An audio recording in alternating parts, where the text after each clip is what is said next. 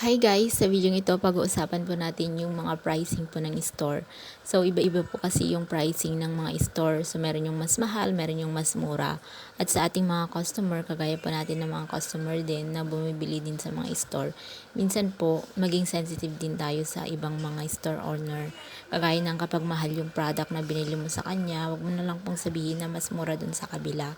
Kung baga, may mga bagay-bagay kasi na dahilan kung bakit mas mahal yung presyo ng paninda ng isang store. Kagaya po ng mas maraming time ang ginugol niya bago nila makuha yung product na yun, or inutang pa nila yung puhunan para lang mabili yung mga product na yun.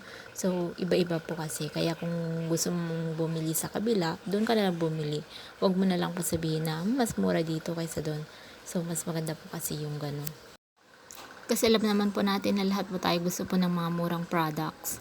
Pero kung tutuusin po, yung mga bagay-bagay na kagaya ng inutang pa nila yung puhunan, or may binabayaran pa silang pesto, or marami pa silang binabayarang tax at iba pa, so hindi po natin alam yun.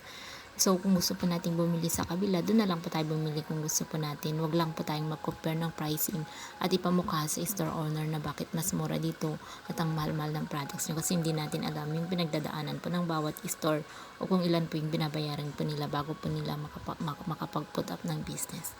Yun lang po for today's video. Thank you. Bye!